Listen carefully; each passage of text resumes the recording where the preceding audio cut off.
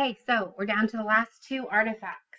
The next one that we're going to begin is the facility redesign. Now, the facility redesign was created this last semester in the spring 2015 for Library Science 5823.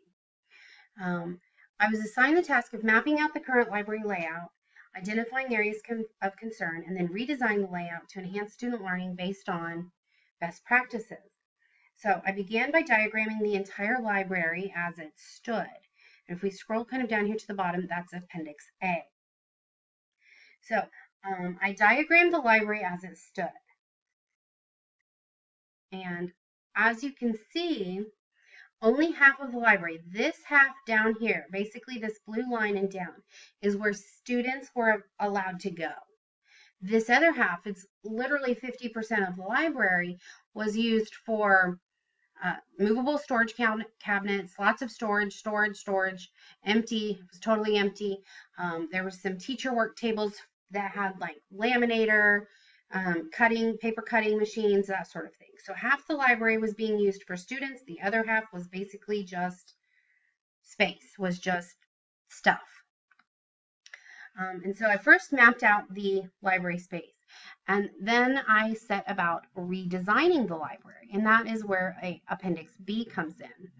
And so my goal in redesigning the library was to maximize as much of this space that was being utilized for teachers for students, because the way the library stood initially, with this being the library for students and this being teachers, if there was a class, they had to be right here where these movable tables were being taught, and that meant that the rest of the library was closed, because any students that came in the door were going to be a distraction to that teaching environment.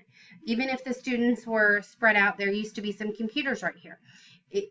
The library was pretty much closed anytime a class was in the library, because the kids were out of control. It was a distraction, teachers got angry, that sort of thing. So what I did is I moved all the computers back here, because the number one reason that classes go into the library is to complete an activity that has something to do with some kind of technology. They usually need internet resources. And so I moved this extra space back here. The only thing that I needed to add was a door right here.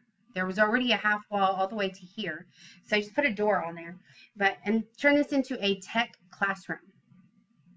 So that way, when students are coming into the library as a class with teachers to collaborate with the librarian, they could be back here using the computers, and students can still come in here and check out materials, sit quietly and read, or do whatever else they need to be doing in the library. Now, the students can then, of course, come out and still get these materials that are now going to be on movable bookshelves, so that it's easy to, flip these tables around to accommodate any, group of students or any activity that needs to happen. These two rooms were primarily before used for storage. This one housed all of the iPad carts and laptop carts, and this was empty. There's absolutely nothing in this one right now. So I thought these would be two great rooms to use as study rooms.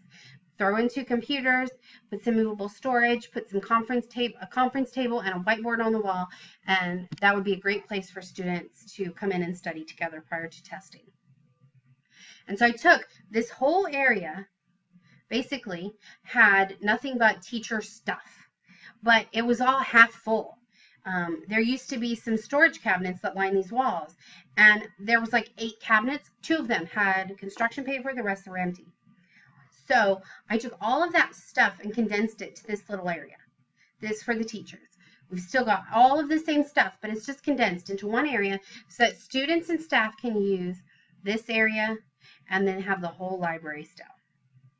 So I had to redesign it, and then once I redesigned it, I needed to get a quote.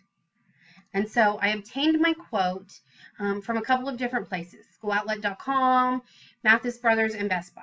And this was just to, purchase. I didn't need to purchase a lot. I found we had a lot of movable furniture, so the whole redesign would only cost $5,200 or so.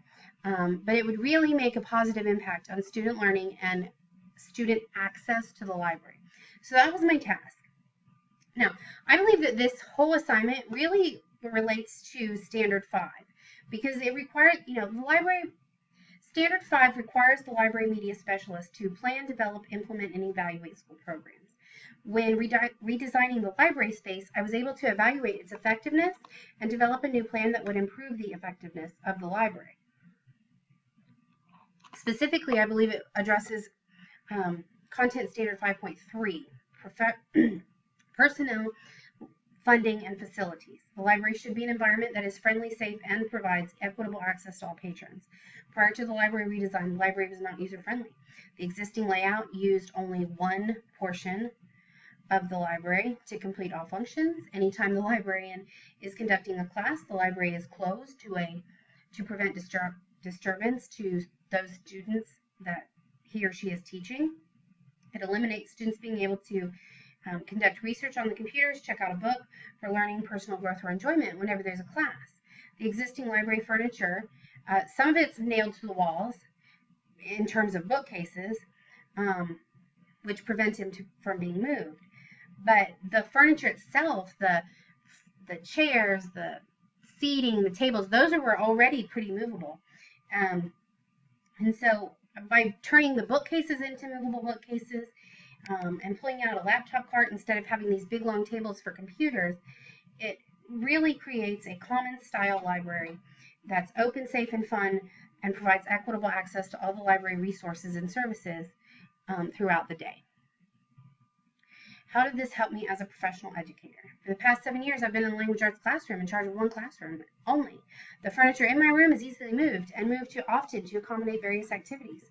I had never given much thought to how a shared space should be set up. Upon completing this assignment, I realized the library needs to also have this adaptability. The existing library is closed at least once or twice a week throughout the school year to accommodate some sort of instruction.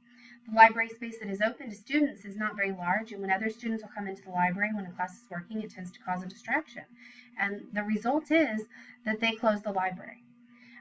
The result of this action is that teachers are unwilling to send students to the library to check out materials because they don't know if the library is going to be open or if kids are going to be allowed to go in. So it's really limited library access to the students, which is not what we want. So this really helped me to understand that when I'm thinking about a library, and how to set up this common space, I need to be thinking in terms of the whole population. How can we maximize the library's use for multiple purposes? And I believe truly that my redesign maximizes the library opportunities. Now, what would I change? The thing I would change is this right here. This right here is the teacher area, right? When I started this, I thought that you had to have all this junk in the library because for the past 7 years, that's where it's been, is in the library. But I was talking to the librarian, and she was actually in the process of moving that stuff out because it really should be in a storage cabinet or in an empty classroom. And the new principal at our school told her, you can go ahead and get that stuff out of your library so you don't have to be in charge of it anymore. So if I were to recreate this artifact, I would eliminate that work area, put it in the extra classroom where it's going now, and turn this area into either another tech classroom or some additional conference areas, or possibly even just a comfortable silent reading area. But I would turn that into something where students could be working, reading. It would be a teacher. It would not be a teacher area. It would be for students if I were to redesign this again. Now, this leaves us with only one final assignment, one final artifact. I created the Weeding the Library artifact in Library Science 5113 in the fall of 2014. I was given the task of examining the current library collection at East Central Junior High. Using the MUSTI guidelines for weeding the library, I was to find 10 items that should be removed from the current collection. I used these guidelines to find 9 nonfiction print sources and 1 fiction print source that should be removed from the collection to make space for better resources. Upon completion, I was to write a description of why I selected each of the 10 resources. This here is my description. Excuse me, this is my description of those 10 resources. Now, I believe that this activity of weeding the library addresses Standard 5 competencies 5.1 and 5.3. Standard 5 requires the library media specialist to plan, develop, implement, and evaluate school resources. For this project, I needed to locate those 10 sources and evaluate their effectiveness. I used the MUSTI guidelines, which is considered a best practice when evaluating the sources. In terms of 5.1 collection, in order to determine the 10 sources that should be removed from the library, I needed to evaluate the current print collection. I used selection guideline known as MUSTI to evaluate the current collection and determine the resources that needed to be eliminated. I made the choice to eliminate these 10 items because they were not quality literature and they were not relevant to the students at East Central Junior High. Within these books, there were some that had been published years ago and were not accurate any longer. There was a book that had not been checked out in 30 years or 25 years. It was purchased in like 1995 and had never been checked out. These shouldn't be in the library. So I really had to be critical about what do my students need in terms of collection. And in terms of personnel, funding, and facilities, which is 5.3. In order to evaluate the physical library collection, I needed to use best practices to evaluate the individual resources. I used the MUSTI, again, as my best practice when selecting the 10 resources. And I found that the majority of the resources that I selected actually met more than one of the MUSTI guidelines. They really needed to go. But MUSTI gave me the proof, gave me the meat of why they needed to go, right? It wasn't just, oh, I think this book should go. It really gave me this is why it needs to go, and helped me to evaluate. So how did this experience help me as an educator? When I was completing this assignment, my school was on their 3rd librarian in 3 years. We had a revolving door of librarians, and the 2 previous librarians had not weeded the library. So the current librarian had just begun the process. She was working on the fiction section first. I was amazed to find so many resources that were not being used. They were simply taking up space and collecting dust. One book had been purchased 20 years ago and had never been checked out of the library.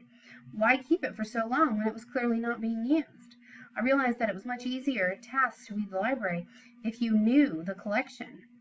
I began to wonder, when do you know what is in your collection?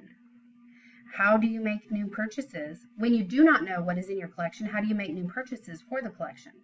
Weeding and replenishing the library go hand in hand. One task is easier and more beneficial when you have completed the first. So I realized that as a librarian, I need to evaluate my collection often. And as a teacher, I realized that the library has a lot of resources that I could use, and that I need to critically speak to my librarian about what's in the collection because I don't know, but she does, and she can be a great resource because there were a lot of materials that needed to go, but there were also a ton of materials that I could use in my own collection that I found while using the MUSTI guidelines and going through the selection. So what would I change? I weeded a portion of the nonfiction section for this project. As I was looking for a book to read, I happened to find one fiction book that needed to be removed. In our current library, the fiction section is much larger than the nonfiction section. So if I were to recreate this artifact, I think I would attempt to weed the fiction section. I would like to get some practice in how to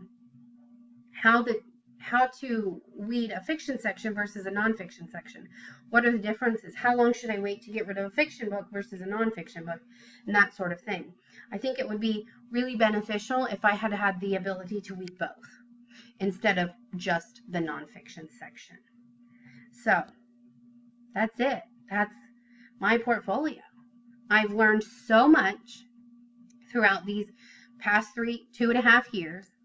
I'm so ready to move into a library. I'm ready to be back in the classroom. I'm ready to be working with teachers and librarians. And I just think that it's kind of amazing how much I've been able to accomplish this year. And I thank you guys for all of your input and all of your assistance and everything that you do.